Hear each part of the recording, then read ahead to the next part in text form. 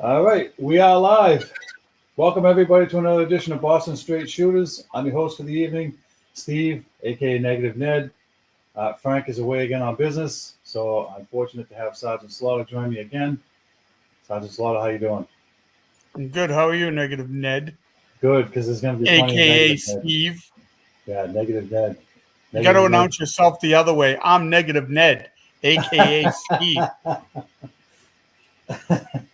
Well, listen, there's going to be plenty of Negative Ned tonight. I can't get this to work. I can only imagine. All right, I'm going to post the link now here. And while I do that, we'll start talking about the Patriots. We had some old friends return as to the coaching staff. They brought back Dante Hightower as the linebackers coach. He's got no coaching experience. And they also brought back Tyquan Underwood, who was here for 1 year. He's been coaching since 2018. He's had some stints in college. He was on Miami Dolphins coaching staff as a quality control coach.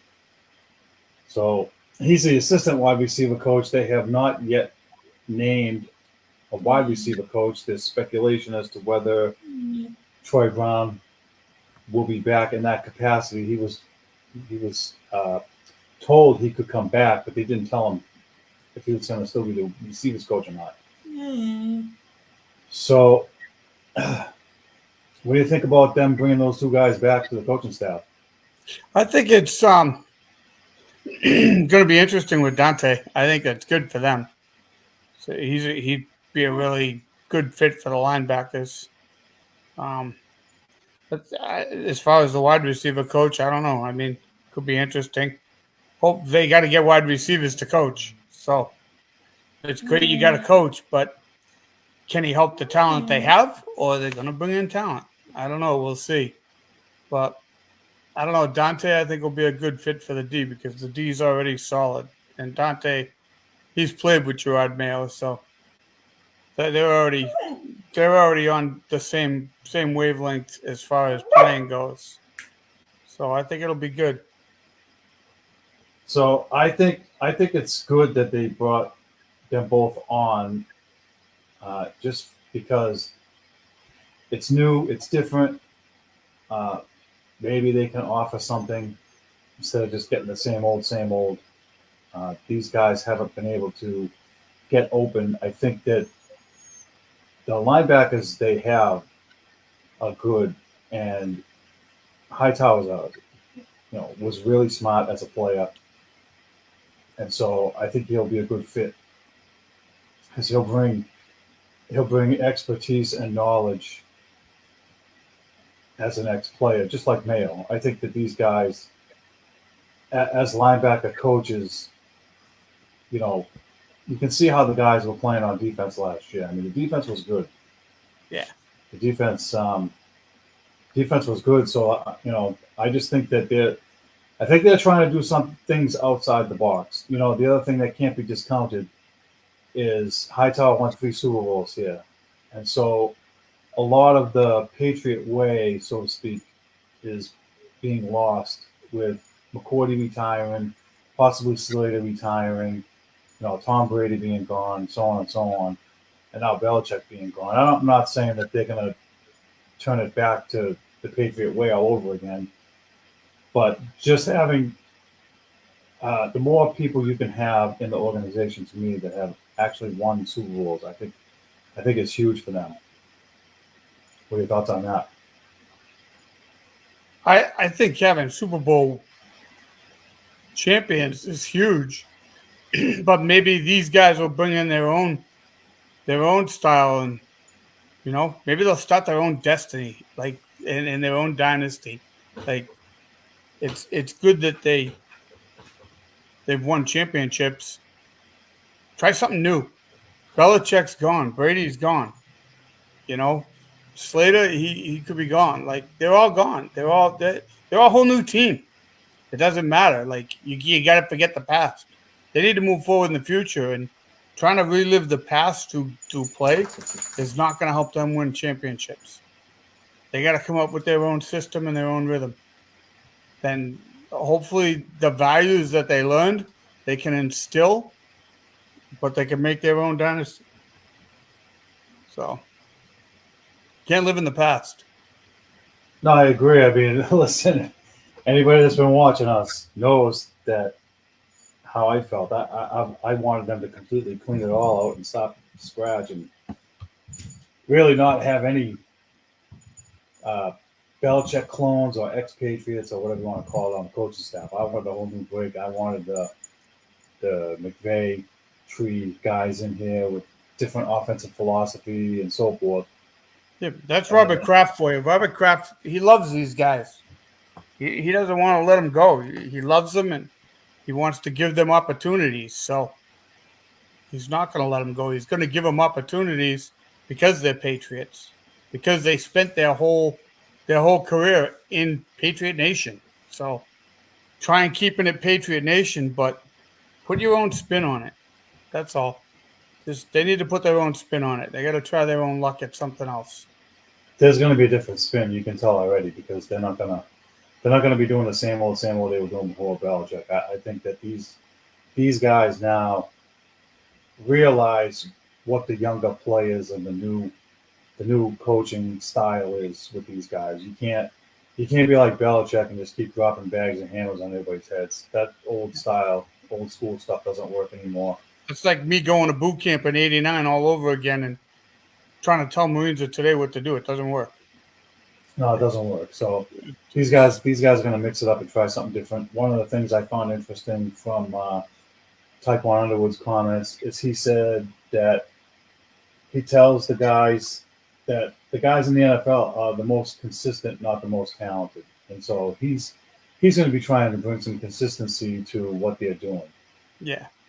And let's see if it can help. I mean, you know, the numbers of balls that these guys have dropped over the last few years. Maybe he can help clean some of that up. Maybe it's consistency in their route running, especially, Thornton, who, couldn't run he can run fast like a gazelle, but as far as like, sharp, crisp routes, probably not. Maybe that's an area where he can help.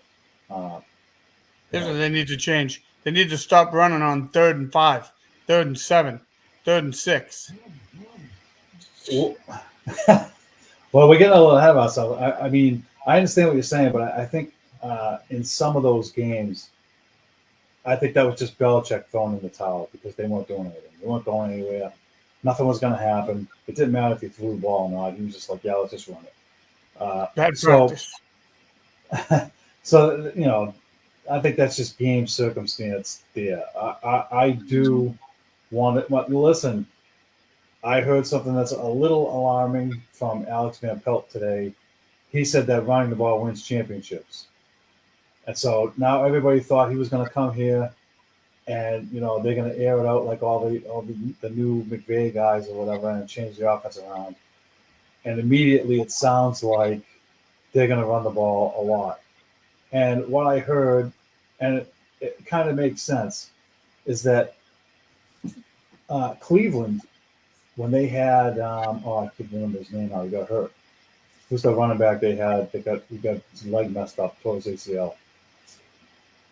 Nonetheless, their running game was strong this year. They had one of the better running games in the league. And so when you have a good running game, it does open up passing. Yeah, so San Fran had a good running game too. I mean, running helps. You need running. We didn't have a ton of running.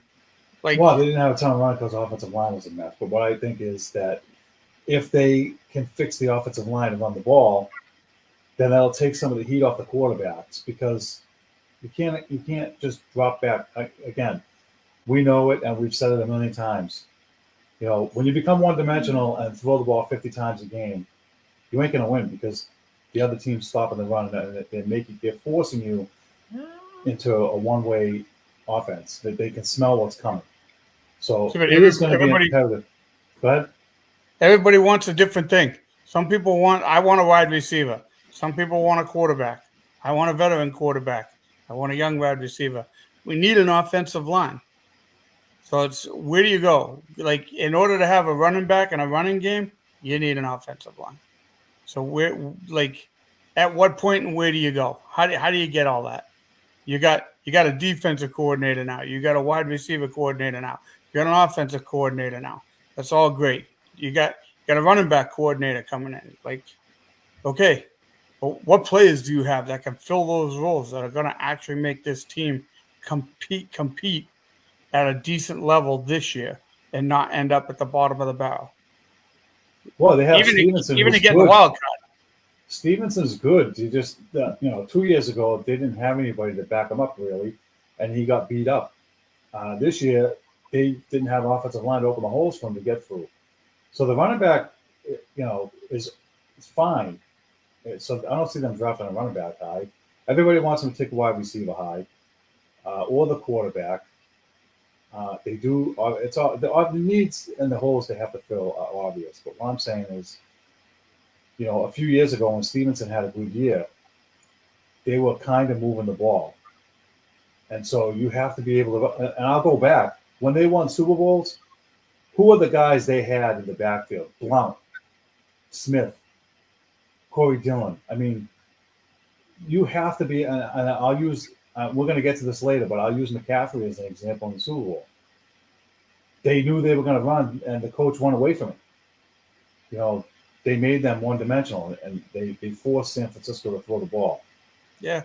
So anytime the Patriots have won Super Bowls, they were able to run the ball late in the game, kill the clock. They're still going to need that. They don't have running backs with breakaway speed like Detroit does. Yeah. So they don't have a third down back. That's a killer for them. So the needs are huge, and I just think that, I was a little bit alarmed by what he said initially, and then I had to think about it. I'm like, okay, maybe, this guy realizes, like, hey, we have to be good at running the ball so we can open up the rest of the stuff, because otherwise the quarterback's just going to get killed. And it doesn't matter who the quarterback is. It doesn't matter, it doesn't matter if it's Mac Jones or Kirk Cousins or Tom Brady or whoever. You can't just let the guy stand there like a statue and get killed. So I kind of get where he's coming from. I don't disagree. I think they just need to decide which way they want to go and what they want to show up first. But these guys have to make their own team. So. All right, so I do want to touch on the Super Bowl, because we did have predictions last week. I'm going to save that part of it for later, but wanted to get your thoughts on the Super Bowl. I actually missed the end. I dozed off. I couldn't stay awake. Of course you did. Well, hey, look, not a spring chicken anymore. Anyway, from what I did see, it was a good game. I thought it was good. What did you think? I thought it was a good game. I mean, obviously, I wanted San Fran to win. I did too. I don't know what happened between the first half and the second half, but a very entertaining game. Halftime What happened was is that Shanahan shot himself in the foot again. He stopped running the ball. He was using McCaffrey, and then they put more guys in the box, and they went to man coverage, and they forced them to be one-dimensional. They had too many 3-and-outs. That's what happened to them. Yeah. That's why it's important to just still try to run the ball, even if they're putting 8 guys in there. So what? We're going to run it, and too bad. We'll figure it out. That they have to, at least in some of the spots, they should have kept trying to run. I mean, 3rd and 5, maybe you pass it, but a couple of the other downs, they had a chance. It was just disappointing. It's like watching the Patriots. The defense was awesome, and the offense fell apart. I mean, San Fran's defense kept them in that game big time. They did. They really did a good job. They did a good job. They kept Mahomes at bay, made it really hard for him, and KC's defense did the same thing. I mean, it was a defensive game, hands down. That's actually good to see, because you know what? I get a little tired of watching the flag football, 38-35 stuff. That stuff gets old after a while. Nah, I will say, I think the key to the game is when the dude fumbled the punt and gave KC the ball there. That was a turning point in the game, I think. It wasn't even the fumble of the punt. It was the fact that it hit the other player's foot. It hit the same guy's foot, and so the guy scrambled to get the ball. But you know what? He should have fell on it instead of trying to pick it up. They always try to pick it up. Yeah. And I don't even know if they practice anymore falling on it, but that's what he should have done. the dingbat and cost them. Yeah, it cost them the whole game. That whole play. A lot of plays cost him, but not enough plays cost him too. Poor Purdy. I mean, he Well, was what 1 for 8 or something in the second half when he first came out. Like he had no yardage going into the fourth quarter. that's what I mean about them when they stopped running the ball. The other thing is the dude missed an extra point on one of the touchdowns. And so what if the score was 20-19 instead of 19-19? And then you would have forced Mahomes to get a touchdown on the last drive instead of a field Yeah. goal to tie it. Yep. That's another thing. These extra points, they're not gimmies anymore, and so it's imperative that you make them. Yeah. No, they you win some, you lose some. I don't know. The Well, last they time a fired the team won defensive back to coordinator back, yesterday. maybe they wanted the 20-year thing lifted. Now KC's got it. Back Well, to back the wins. defensive coordinator for San Fran got fired yesterday. Say again, what? The defensive coordinator for San Fran got fired yesterday. For what? They blamed him for the loss. No, they didn't. They did.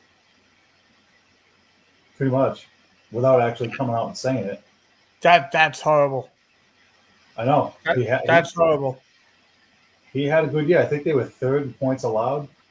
I mean, and they played a good game. They just made a couple hiccups in there. I mean, It doesn't matter. Because you lost the Super Bowl, you fire the coach. Listen, if I'm watching the Bruins, there's always a scapegoat. And Yeah. that guy's the scapegoat. Oh, So, unfortunately. I'm watching the time, but I do want to touch on one more thing before we move on. I want to talk about the shooting that happened yesterday during the victory parade and get your thoughts on that as a military person. I think it's unfortunate and horrible that people can't gather anywhere without worrying about these kind of things anymore.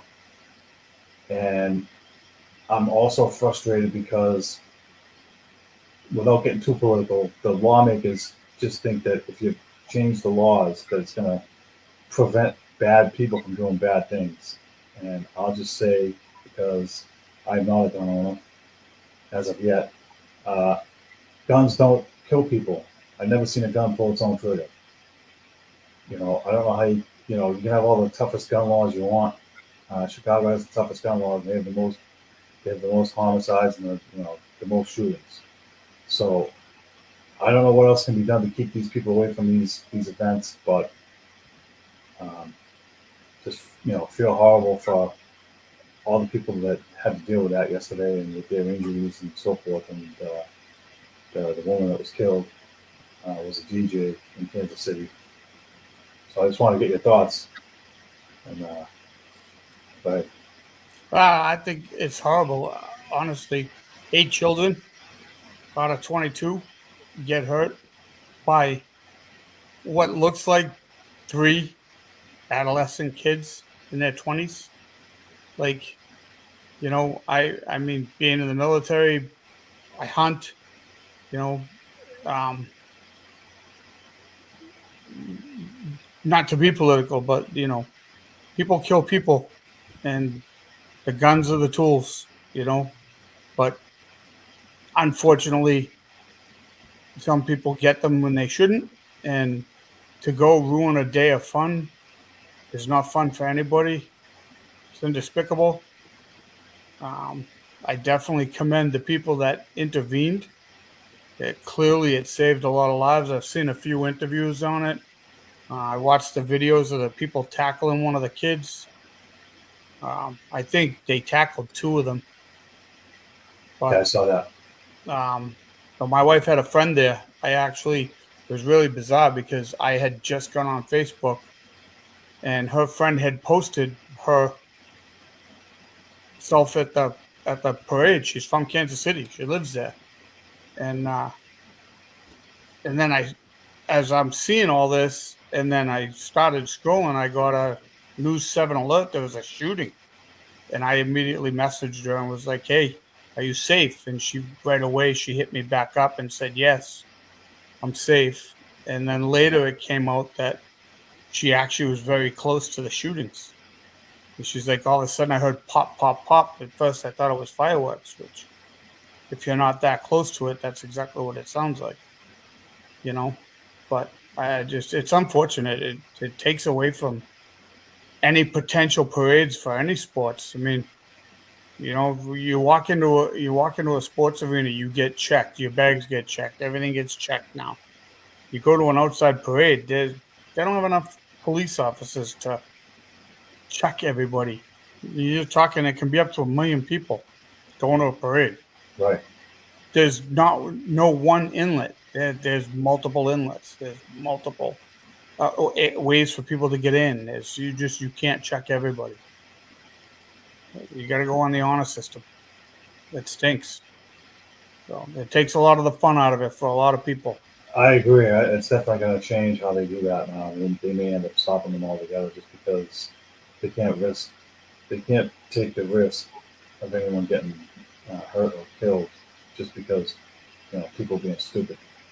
Oh, And they can't. That's unfortunate. It just feels like the people that should be punished don't get the punishment they should get. I guess is what I'm saying. What I'm trying to get at. No, and Those kids, what they did. I don't know if they'll get the punishment they deserve. We'll see. you don't even know what the motive is yet. They haven't said yet. Like, how old are these kids? Was it gang related? Were they like? It could be a number of things. It's just very unfortunate. I It's agree. sad. I'm glad your friend is safe because that's a little too close for comfort. Yeah, I mean it's someone my wife works with every day. So it's kind of like, you know, granted, I know a lot of the people she works with, so it was just kind of, I don't know, what you don't expect it. So All it's like right, anything. let's uh let's move along. We'll watch the time. Let's get into the Celtics because I did put them second this week in the notes, and I want to talk about them because they. I'll tell you what. Some nights they just look unbelievable. Like last night, they beat the brakes off the Nets, 136-86. Beat them by 50 points. Oh, I They didn't even tied. see that. That's crazy. They tied an NBA record by winning 2 games this season by 50 or more points. And they tied the Milwaukee Bucks from 1978-79 and the Sacramento Kings from 1992-93. And so they have a legit shot the rest of the way to try and break the record and get another 50-point win with the way they're playing and the way they're shooting. And so And they this is could. this is where the threes all went in. Well, I shouldn't say all went in, but a lot more of them than usual went in. And Yeah. so Derek White had 27 points, and he was hold on one second what I do. He was 5 for 10 from 3-point range. Peyton Pritchett was 6 for 9 from 3-point range. He had 28 points. Sam Hauser had 14 points, and he was 4 of 8 from 3-point range. And so that's a combined 56%. And so when they all drop like that, they're going to blow teams out. What worries me, as it has been for over a year now, is when they don't go in. If those numbers had been 33% instead of Yeah. 56%, that's 18 points off the board Yeah. that they have to figure a way how to score. So I know negative Ned's being negative, but it's concerning. Like I watched the game last night and they just like killed them, and I'm like, I wish every game could be like this, but I know it can't. And so And the game I get before was what, 118 to 110 or something? Or something like that. oh, They played each other. Yeah, it was 118 to 110. It was a closer game, and it was in Brooklyn, so it was on the yeah. road. And so I don't know how this switch gets flipped or what they saw that they could do different, but they did it. They mopped the floor with them, and now they're on the All-Star break, and so they've won 8 out of their last 9 heading into the break. I think the All-Star game is Sunday. So It just. I still say NBA title or bust. I mean, they should win it. They have the best record. They're 43-12. There's no excuse. I think with the talent that they have and the lessons that they should have learned from last year. Listen, Yeah, there's going to be some tough lessons because there's two teams in this city that are repeating what they did last year, almost to a T. So, yeah, it's championship or bust. Like, figure it out. So, because they are like, I mean, I catch games here and there, and I catch some of it here and there. If I go out to dinner, I catch a lot of them when I'm out at dinner. And some nights I'm just like, guys can't hit anything. Like, you may as well just play half court ball because you guys just can't hit anything. And then, like last night, you get a 50-point win, and they're 56% from the three-point land. Like, okay, like who you don't know who you're getting when they show up every night. that's the issue.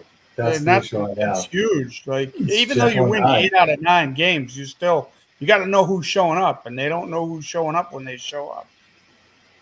The So thing is, it doesn't matter how many shots you make in practice of threes. But during the game, it's the when they game. don't go in, I want to see them, and I think they have started to here and there.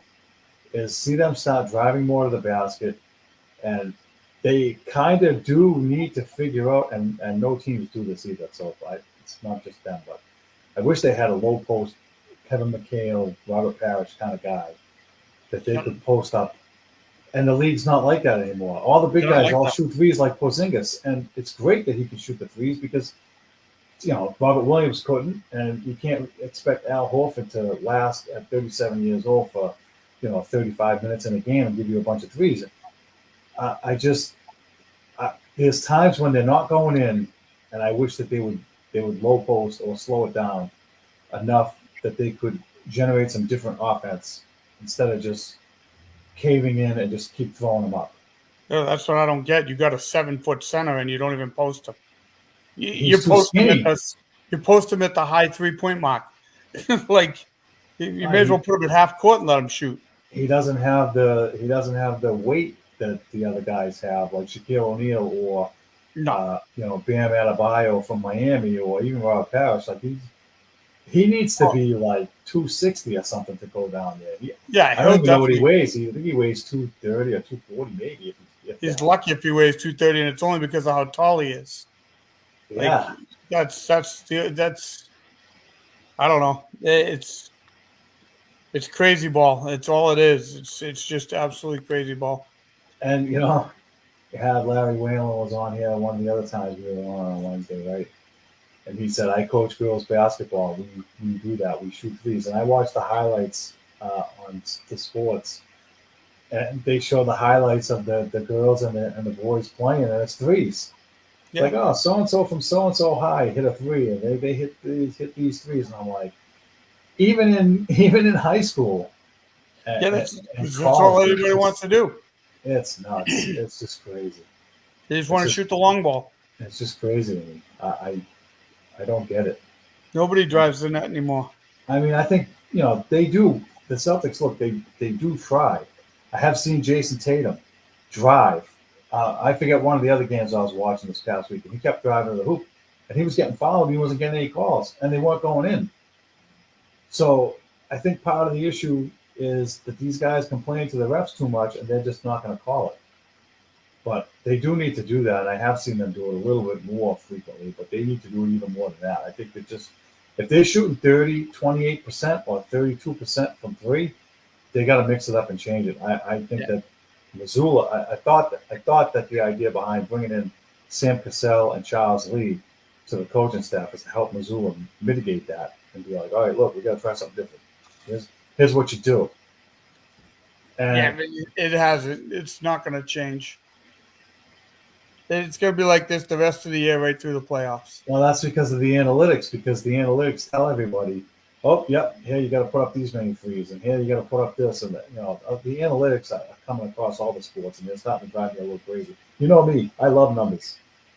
Stat boy over here. But these stats, this analytic nonsense No one's using the eyeball test anymore. No. That's what's frustrating. Yeah. The eyeball test. There needs to be. There's no balance now anymore. I've listened to the sports radio guys talk about this. Uh, one of the football guys said, "Look, the teams that use the analytics the best have some kind of balance between the analytics and you know the in-game feel."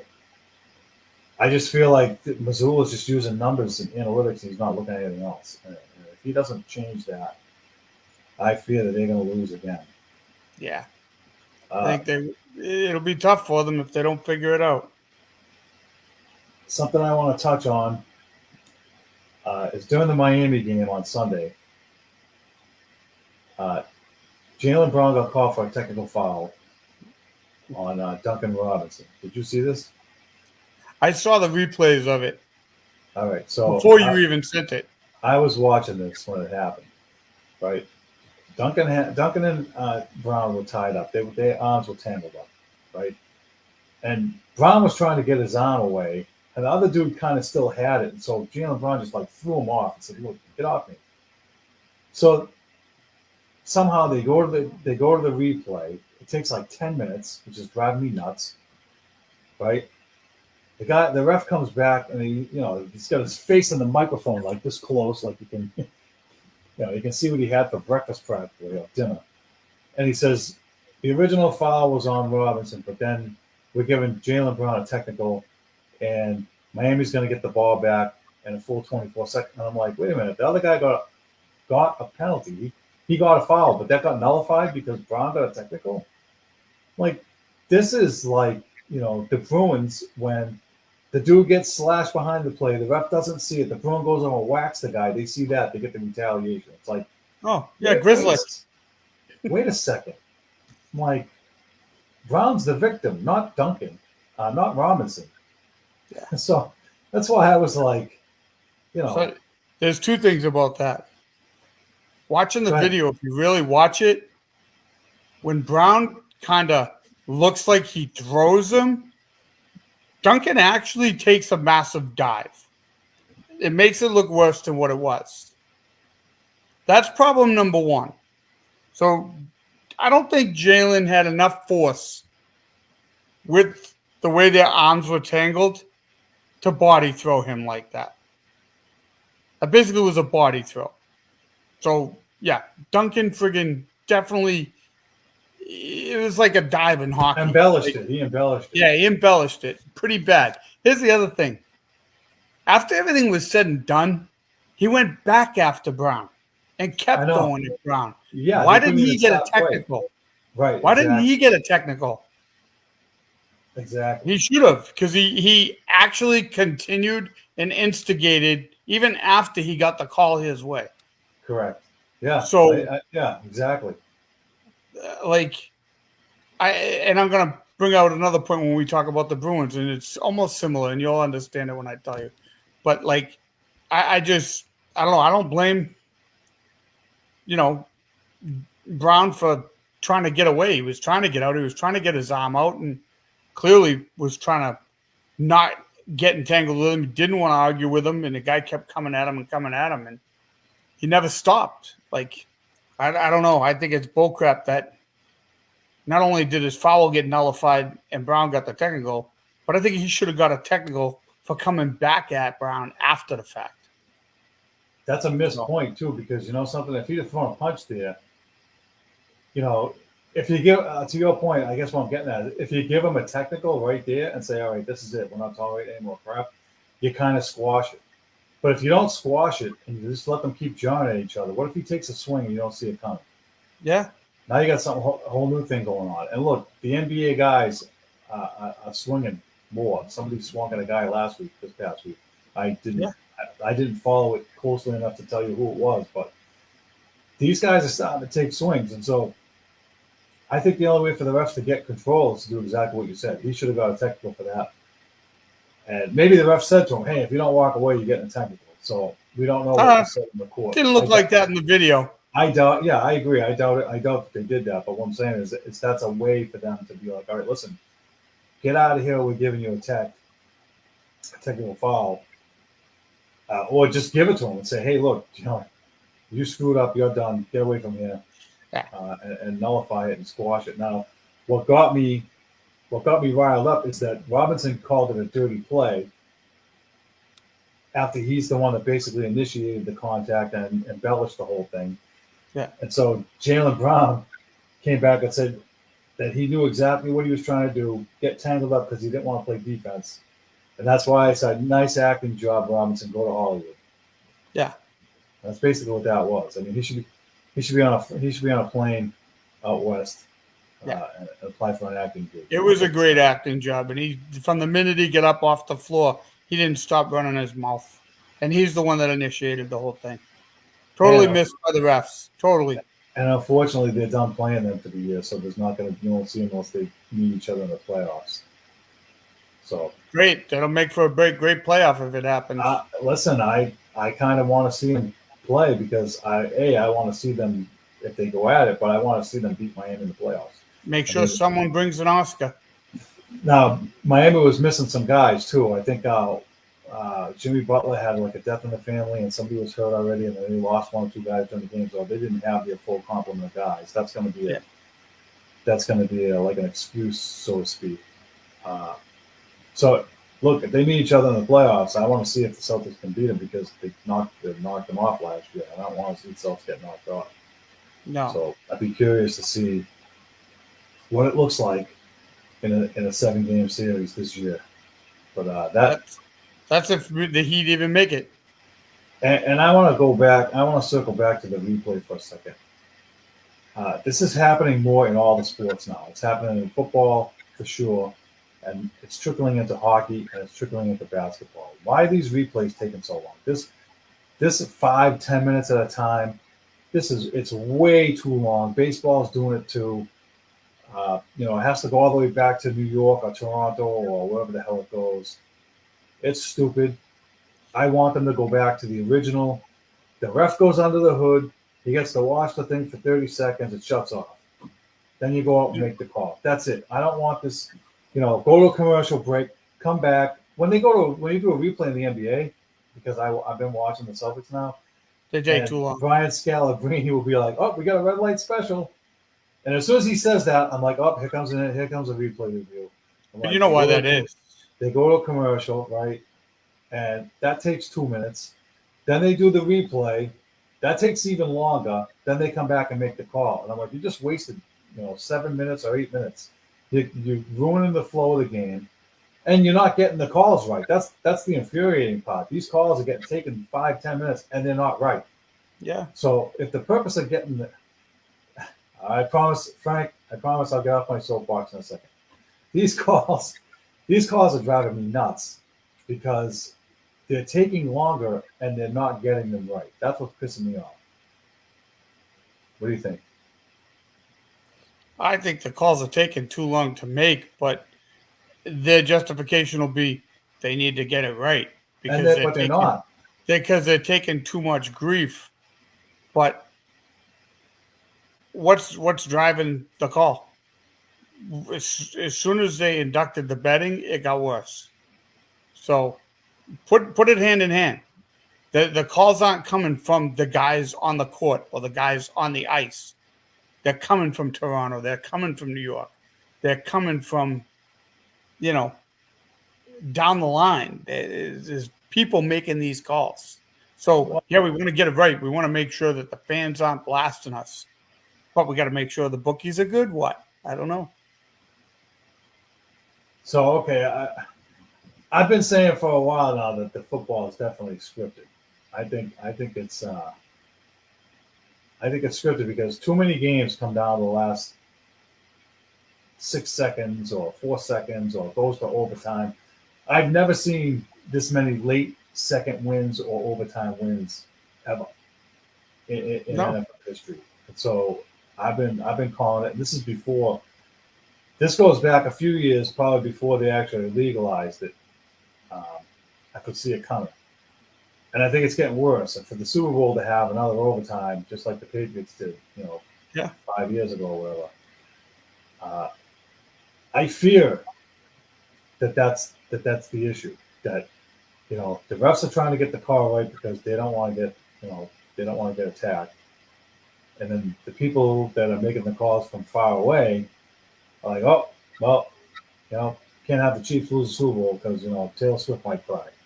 So no holding on the offensive line the whole game. I mean, those are the kind of things that come out that make you question what's going on. And so that it's a completely different topic and a different tangent. I'm really more focused on just the time it's taking on the replays. I'm not. I don't want to get too much into the other crap because that's not going to stop no matter what happens. No, That's been going on for a long time, anyways. It's not that. It's that the replay used to be. I think it used to be a lot shorter and smoother, and now my fear is that they're taking just way too long. And I want it to be the old way. The guy looks at it. It's on the ice. It's a minute tops. 1 minute. That's it. You get 30 seconds to a minute. Then the screen closes and you make the call. No more of this, Toronto and this and that. But no, I'm done with it. I don't want that anymore. All right, I got to watch the clock here. We got to get into the Bruins. We got to save a little bit of time for the Red Sox and the poll questions and so forth. So let's get off that soapbox and we'll talk about the Bruins now. Listen, last week you said the Bruins were going to win 2 out of 3. That did not happen. They're in kind of a mini slump. They're 1-2 in one of their last 4 games, and I call it 1-3 because I hate the whole overtime shootout, stupid record nonsense. So to me, they've lost 3 of their last 4. They've scored less than 2 goals per game. The power play is 1 for the last 17, and the penalty killing is 9 for 13. So their special teams has not been good. They were flat in 2 of the games completely. they let in a goal tonight on the power play. 16 games, a goal a game. Oh, excuse me. So I saw that goal, but I just want to get your take on their overall play of the last 4 games coming out of the All-Star break because this is a homestand, 7-game homestand. They should be taking advantage of it or not. I think that they're asleep, and I think that they're doing what they do every year at this time. And what nobody focuses on, I focus on this, honestly. It's the trade deadline. And that's where people's minds are. Who's getting traded? It actually, there's so much talk about trades. And when they start letting the media talk about the trades, it gets into the guys' heads. So, yeah, the Bruins have come out from the All-Star break flat. I'm shocked. Flat. They let in 16 goals and 16 attempts. Like they're not stopping the power play like they used to. They're not getting any offense. They're not scoring. And if you see the second goal the Kraken got tonight, you'd fall over because Brandon Carlo toe picked and gave up a 3-on-1. Oh, jeez. Now they were in the Kraken zone and he toe picked on the blue line. So I don't have an answer for it. I don't know. Like they're fluking right now. Get it out of your system. I'm okay with it when they're getting it out of their system.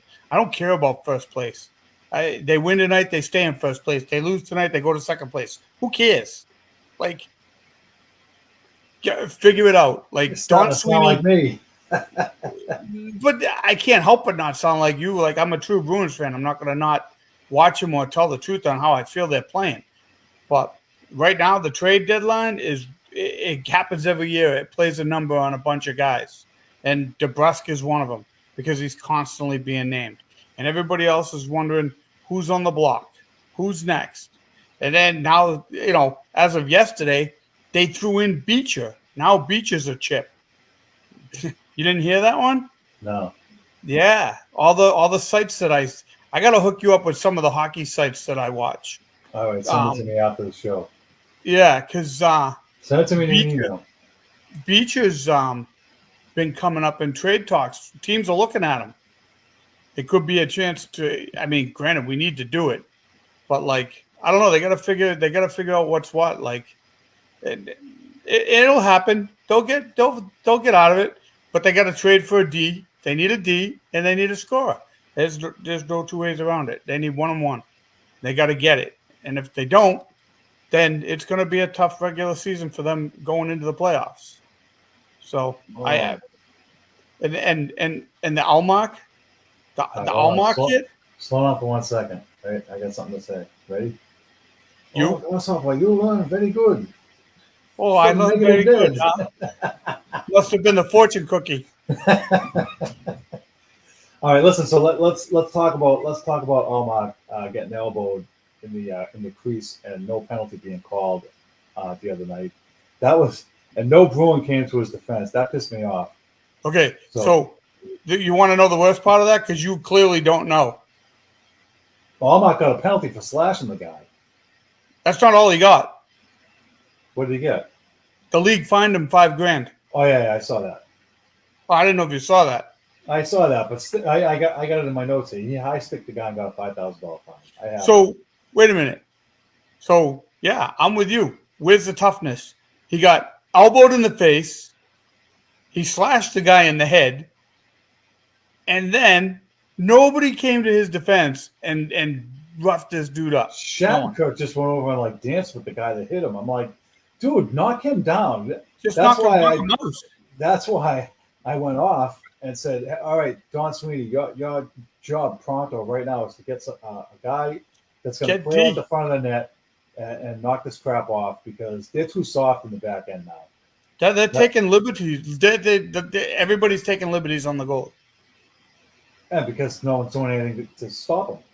Yeah, That's why. it's That's why they're taking liberties. So but even the slash, like I have a list of guys that I saw, top 5 possible guys the Bruins could get, and I want to get your thoughts on them first before we move on to something else I want to talk about real quick. Noah Hannafin from Calgary, but he's got almost his salary cap hits almost $5 million. Jake Middleton from Minnesota, his salary cap hits $2.45 million. Joel Edmondson, his salary cap hits $3.5 million. But that dude is he's 6'5", he's 220, and he's a shutdown defenseman that clears traffic in front of the net. So that's a guy I would want to try to maybe get somehow. Ilya Labuskin, he's got a $2.75 million hit, but he's physical and kills penalties. And Nick Seeler, who's on Philly, who's only $775,000, very good defensively, leads the league in blocked shots. I want one of the other guys because I want somebody big that's going to clear the front of the net out and not get punked and not get pushed around. They're missing some of that for sure. So you can get a Hannafin if you want. You can get a Lindholm if you want. Or you can go get the Edmondson, right? Go get the grit. They got to get grit. I mean, getting the guys that have high salaries don't always pay off. It doesn't matter. That's not what they need. They have guys that can move the puck already. They don't need a guy that can move a puck. They need a guy that can get in there, play D, block the net, clear people out, and punch people in the face. That's it. I don't know if you can see this comment. It says, "Is Sarge plane spotting? He keeps looking up." Who what? He said, "Is Sarge plane spotting? He keeps looking up." Who, me? Yeah, you keep looking up. You're watching the game, right? The Bruins game? Well, they're in the end of the second period right now. But that's why you keep looking up is the issue. Well, yeah, I don't miss the Bruins for nothing. All right, so that answers your question. Yes. Who asked that question? Steve Blaze, my coworker. Oh, yeah, I'm watching the Bruins game. I am a diehard. So, believe me, the second period wasn't too great. They hit a post, they missed an open net, and then friggin' Carlos toe picked. So now they're losing 2-1. There's your update. 2-1. All right, yeah. Good. I'll take that for an update. All right, one more thing before we switch gears to the Red Sox. I know you saw this because we had a little back and forth. The Ottawa Senators were playing the Toronto Maple Leafs on Saturday, and they were winning 4-3, and a guy got a breakaway, and he slap shot the puck into the empty net, and that's kind of like an unwritten no-no. That's kind of like an FU. You don't do that. And so Morgan Riley, the defenseman from Toronto, went over and cross-checked him in the face. I don't think he meant to cross-check him in the face. I think he meant to get him in the shoulder. But he was just basically saying, like, look, we're not having this. This is BS. You don't do that, and send the kid a message. But he ended up getting a 5-game suspension, which is what I thought he would get. And so I want to get your take on what you thought about the guy slap shooting it into the net and what Riley did afterwards. And what do you think about what he got for suspension? So I think the guy that slap shot it into the net is a boot. I think he's an idiot. All right. That's like us playing street hockey. We didn't do that shit in street hockey. All right. You know it as well as I did. So that's an unwritten rule in hockey, as far as I'm concerned. There is some type of etiquette. It's just as bad as running the score up, and no matter what sport you are, to try and throw it in someone's face. Okay, great. We're beating Toronto, and everything's known for Toronto losing and whatever, and everybody likes to rib them and give it to them. But you don't slap shot it from 1 foot in front of the net. And I'd have done the same thing. I'd have been in that dude's face just as fast as Riley was. Unfortunately, he ducked and got it in the head. I don't think Riley was trying to get him in the face. I think he was trying to get him shoulder down, and he ducked and got hit in the head. So I think that, they over-exaggerated his punishment. They should have realized that, it's part of hockey and no one's going to do that. That's like, somebody from the Miami Dolphins goes and tears up the Patriots logo. So you just don't do it. I missed that, Larry. Let's effing go Bruins. He's at the game. Oh, is he? Larry Whalen. Yeah, I just caught that comment. He's there. So he feels the pain. He's feeling the pain like you are. He's actually in the building. So yeah. I listen. I don't like when guys do stupid crap like that. That's an unwritten rule. Slapping the puck like that. I'm with you. I would have been over in the guy's face too. There's no way you're gonna get away with that. No, I'm not letting you get away with that. That's just BS. As far as the suspension goes, I think, and I said it when I posted it too. I am not. I do not usually condone cross-checking a guy in the face. Okay. No. In this case, I think the guy got what he deserved because he was being a dink, and so I think the league is just trying to send a message like, look, the next time that may happen again, and the action can't be to go cross-check the guy's head off. Yeah, but that's right? A lot of guys are getting suspended. Gallagher got 1 game for something that was worse than what Riley did. And I heard about that too. And so, look, I just think that, and that's one thing that I hate. I see them all too. That's one thing that I hate about the league office is that the punishments and suspensions are never consistent, and they never meet out the way they're supposed to. That shouldn't have been probably a 5-game suspension. Probably should have been 2. But because they don't want those hits to the head, and I agree with that, I don't want those hits to the head either. Oh, I don't either. But you have to look at the circumstances. I mean, if it's the guy's first offense, listen, or the groin, there's another hit that's worse. You look at them side by side and be like, all right, well, that wasn't as bad as, say, Gallagher, right? No. You gotta. The league office does a terrible job, in my opinion, of how they figure out who gets what for suspension. There's no consistency at all. And the other thing I hate is they'll give a guy a 5-game suspension, then drop it to 2 games later. All right, he's done. And you look at some of them, it's like the guy gets a 6-game suspension, deserves it. They chop it down. It's like, no, you're not fixing it right when you do that. Right.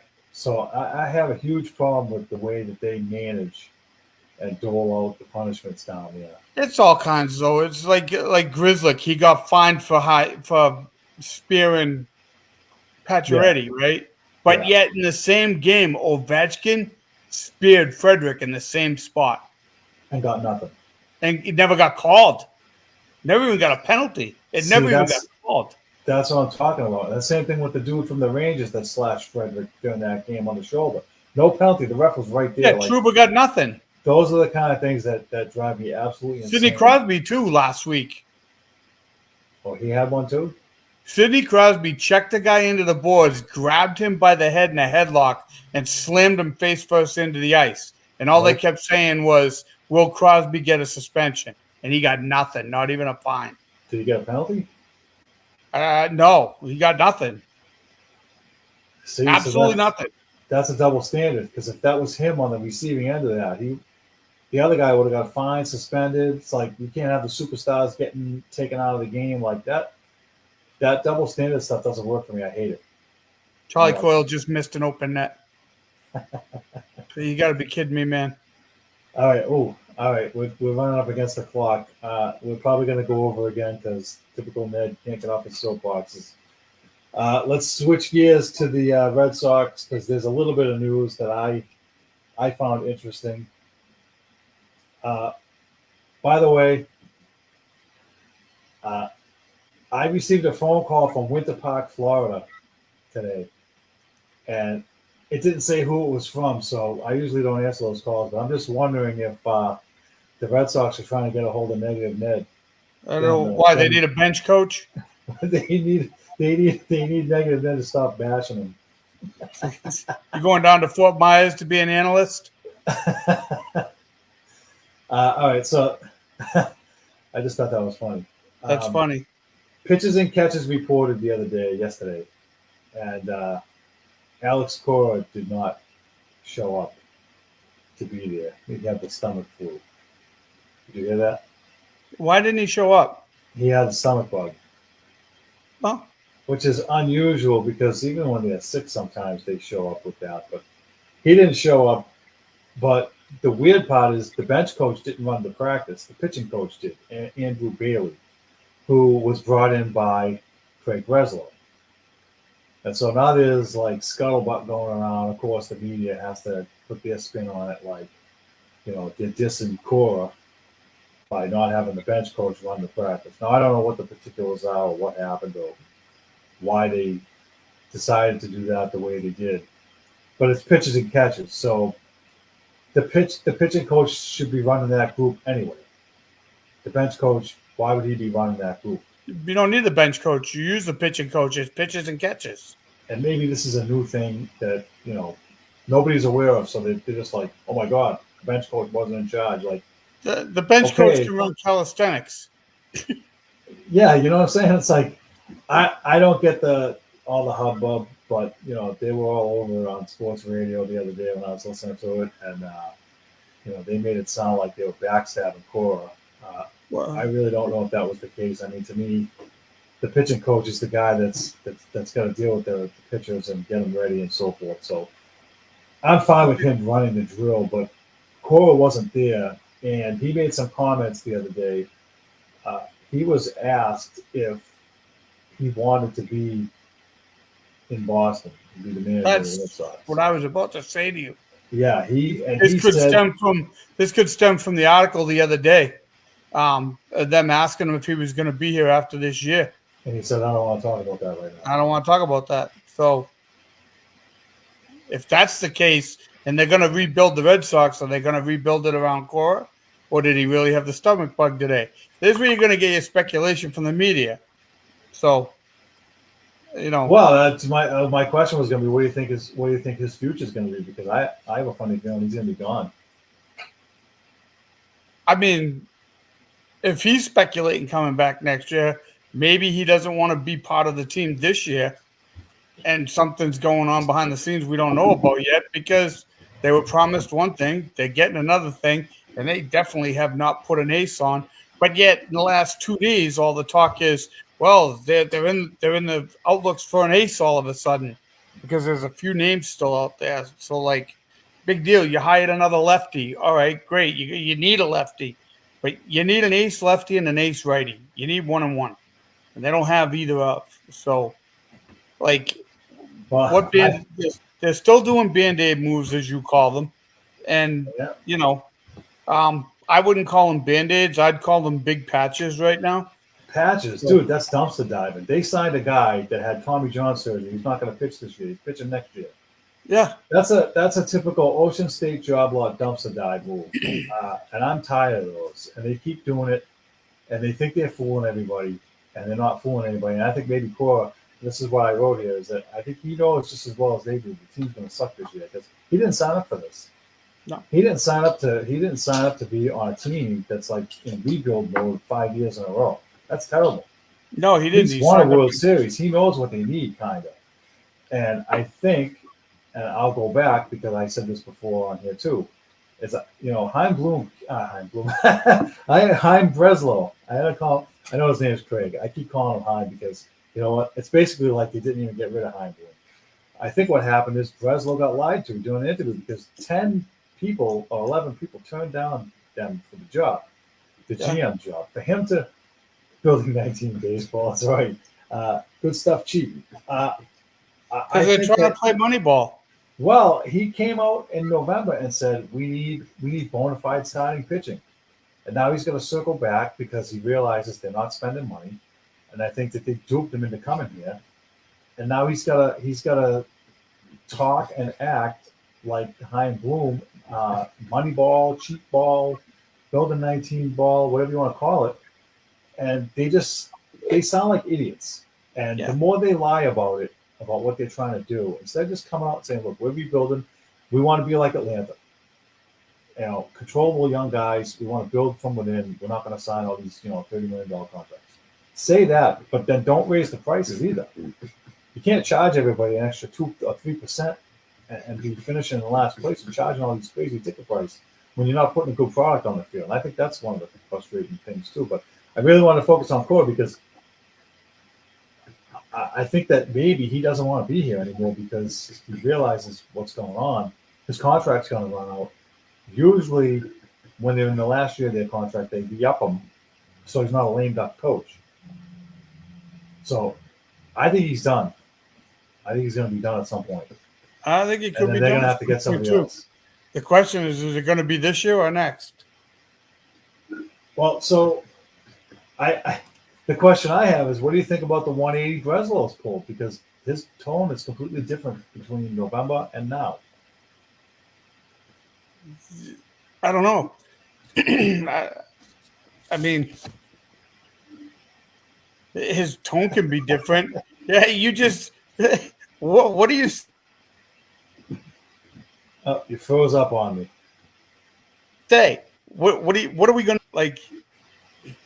What do you? I You don't don't know even what have to any say. words. You I can't don't spell anything out. All right, because so listen. I'm just going to tell you what he said. He was asked, Craig Breslow was asked if the Red Sox were going to make the playoffs. And here's what he said. He said, it's kind of foolish to make predictions like that. We have an exciting young core of players, and we're aiming to be as competitive as possibly can uh, without being willing to risk the long-term outlook for the short-term gains. And so, listen, he's what's the basically. outlook? I don't know. I didn't shave my crystal ball today, so I can't tell you. I did, and I still don't have the answer for you. So, It's not Sarge. what Sarge got outlook? a haircut. Yeah, Sarge got a haircut. All right, didn't do him any good. What's long term and what's short term? But they have no term right now. That I don't know, but I think it's going to be a long year to say the least. And we're not alone. I mean, they're not giving us anything to look forward to. That's the issue, and they're way under the payroll. And so, without getting into another whole tangent about the Fenway Sports Group and all that nonsense, uh, let's pull the plug on the Dead Sox because they're not going anywhere. So, No. well, plenty of time in next month and a half before the regular season starts to dissect them, what they're doing and what they're not doing. Let's move on to last week's poll questions and predictions. The poll question was, who do you want to win the Super Bowl? We had Kansas City 12%, San Francisco 63%, and don't care 25%. So some people just didn't care. Most people, like me and you, wanted San Fran. Didn't happen. The predictions, uh, I had Van Pelt getting released and them signing Bieniemy. That was wishful thinking. That wasn't going to happen. That didn't happen. You said the Bruins were going to win 2 of the next 3, and they were going to win against Vancouver in a shootout or OT. They ended up blanking them 4-0, and you had San Fran win the Super Bowl. So 3 strikes for you. Nothing doing there. If I can find it, Here we go. All right, I have two predictions. Now these are a little bit more long term. So do you want to start? Do you have any predictions for next week or no? Um, I don't want to jinx myself right now. All right, so hold on. I'll give you mine. I say Alex Cora is fired by the All Star break, and I say the Red Ooh, Sox get 75 wins or less. That's my prediction. I'm calling it right now before they even throw a pitch in spring training. Before they even Before they even start the exhibition games, I'm calling it right now. 75 wins or less, Alex Cora fired by the All Star break because I don't think he wants to wow. be. He won't quit because if he quits, he won't get paid. But I don't think that he's on the same page with Breslow, and I don't think they're going to be that good. I'll put it this way, and me and Frank say this all the time. If they're above 500 or anywhere near 500, it's because of Alex Cora, not in spite of him, with the freaking garbage they gave him to work with. So put that in your pipe and smoke it. Wow. That's Alrighty it. then. I'm getting ahead of it right now. You're Negative way man. ahead of it. I'm getting ahead right now. I'm calling it right now. February 15th, 2024. Alex Cora fired by the All Star break. Wow. All right. What do you got? You got anything? All right. What's this? The local I'm gonna crap. predict the Bruins are gonna lose tonight. Why is it 3-1 now? They just scored again. It's 3-1. Wow. Bad. Horrible. The local 1-3. the local Kraken boys are going wild against the Bruins. 1-3. 1-3 and they scored. Some guy scored. I don't know. I don't have the One game on, on so I three. can't. Guy rushed down the side and scored. Um, the goalie for the Kraken is from Boston. He's a Ah, Mass native. all right. That's why. There's another guy on the team there. Matty B and the Cool. Who's Who's Matty B? No cool. I don't know. I don't have the game in front of me right now, so I'll figure that stuff out later. All right. So you got a prediction I'm on too that? nervous to make a prediction right now because the Bruins are playing horrible. The Celtics, you don't know what you're getting every night, even though they're winning Bernie games. is from him. Okay. Thank you, Tim. Bernie is from him. Okay. I now that you say his last name, I have seen and heard that. I don't know who Matty B is. That could be Cardi B for all I know. Oh, nice. Nice. Bernie is. Yeah, I've heard of him though. Bernier, Now yeah. it makes sense. All right. So no prediction from you. All right. So that is pretty much going to wrap up the show then. Thanks for coming on. I appreciate it. Uh, No worries. we'll we'll pray for some wins for the Bruins because they're not doing too good right now. This homestand is extremely disappointing. It's To very say the least. disappointing. If this isn't an eye opener for Don Sweeney to make a move by the trade deadline, which I believe is March 8th, so they still have a couple weeks to go It's March 8th. before they actually do anything. Uh, I think they have time to right the ship a little bit before that, but if they don't, I hope they make some kind of move, especially on defense. I don't think they need the scoring as much. Well, they need something right now because they're not scoring more than a goal a game. Yeah, that's part of it, but I think Phil the defense. Kessel's going to come back and play better than the Bruins. He won't be playing here though. He's going to be playing somewhere else. Yeah, All right. Vancouver. Yeah, I heard something about that.